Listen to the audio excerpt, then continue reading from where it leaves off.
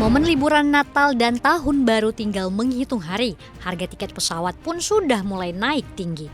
Kepala Subdivisi Pengendalian Pelayanan Lalu Lintas Penerbangan Airnav Indonesia, Syahrial menyampaikan, puncak mudik dari momen libur Nataru ini diprediksi akan terjadi di H-2 Natal atau pada tanggal 23 Desember 2023 dan arus baliknya pada 2 Januari 2024. Sementara proyeksi jumlah penerbangan pada musim liburan Nataru 2023-2024 diperkirakan mengalami kenaikan 124% dibanding tahun 2022 dan 2023. Angka proyeksi ini berdasarkan data permintaan extra flight dan slot penerbangan dari maskapai yang masuk. Berdasarkan penelusuran di online travel agent seperti Traveloka, harga tiket pesawat untuk rute gemuk seperti Jakarta-Bali di akhir tahun ini sudah tidak ada yang di angka ratusan ribu.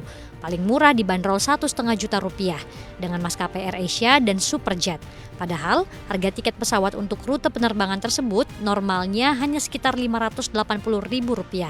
Artinya telah terjadi kenaikan pada harga tiket pesawat sekitar 158%.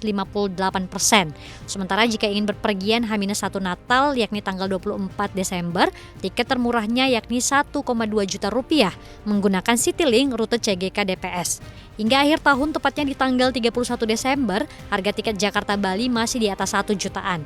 Bandrol termurahnya ada pada maskapai Pelita Air rute CGK DPS dengan harga Rp1,1 juta.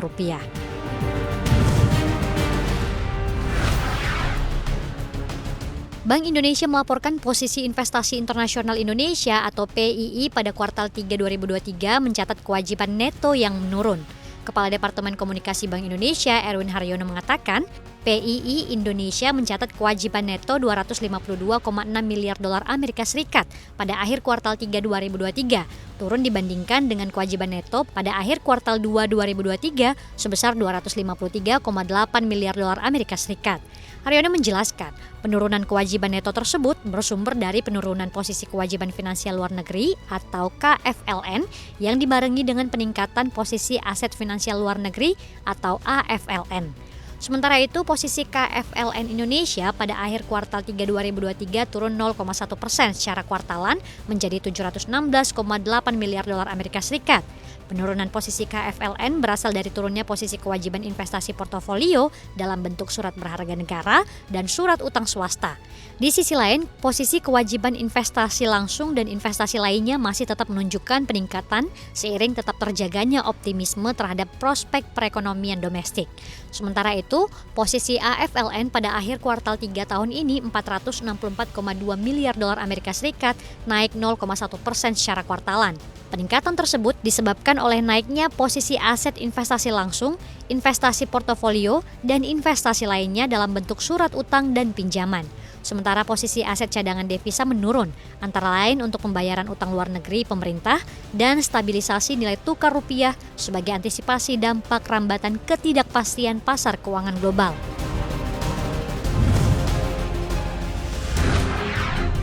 Media sosial Twitter atau X tengah dihebohkan dengan informasi bahwa harga cabai rawit merah tembus Rp450.000 per kilogram. Bahkan akun yang mengunggah mengatakan bahwa harga cabai rawit itu lebih mahal dari daging wagyu.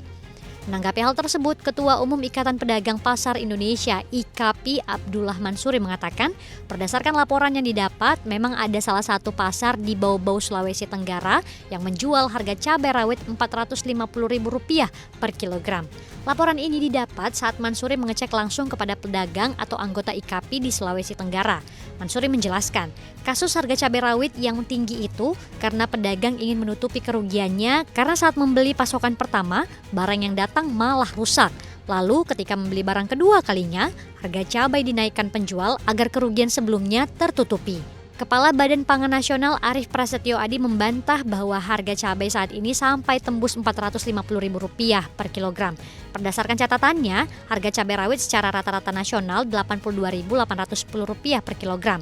Sementara data dari panel harga Badan Pangan Nasional, harga rata-rata cabai rawit merah di tingkat eceran mencapai Rp83.870 per kilogram. Dengan harga tertinggi justru berada di Kalimantan Utara, yakni Rp148.000 per kilogram.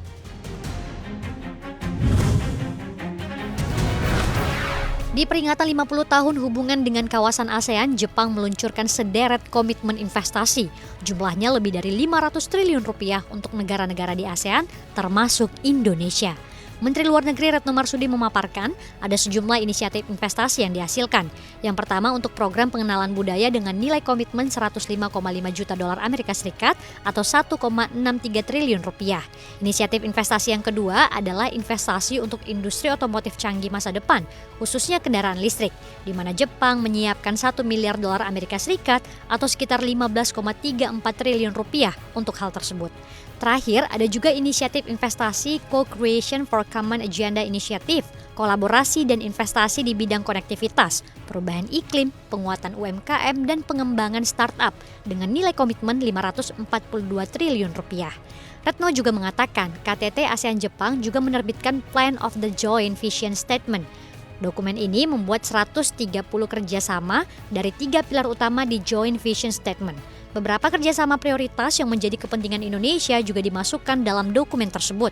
Antara lain, penguatan konektivitas melalui investasi infrastruktur hingga percepatan transisi energi dengan penyediaan pembiayaan yang terjangkau untuk mencapai net zero emission.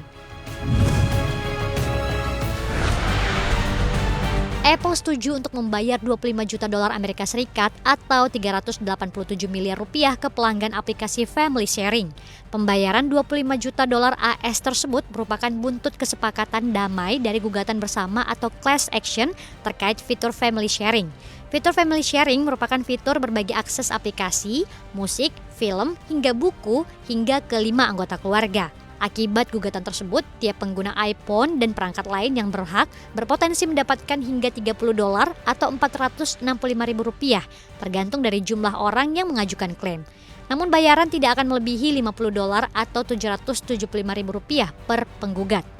Pada 2019, sekelompok pengguna mengajukan gugatan menuding Apple berbohong soal fitur Family Sharing untuk berbagi akses langganan ke aplikasi tertentu. Inti dari gugatan tersebut ialah Apple mengklaim fitur Family Sharing untuk aplikasi yang justru tidak mendukung fitur Family Sharing. Apple membantah bahwa mereka berbohong dan menolak semua tuduhan. Apple setuju untuk berdamai tanpa mengakui kesalahan, namun harus menggelontorkan puluhan juta dolar Amerika Serikat atas kasus ini.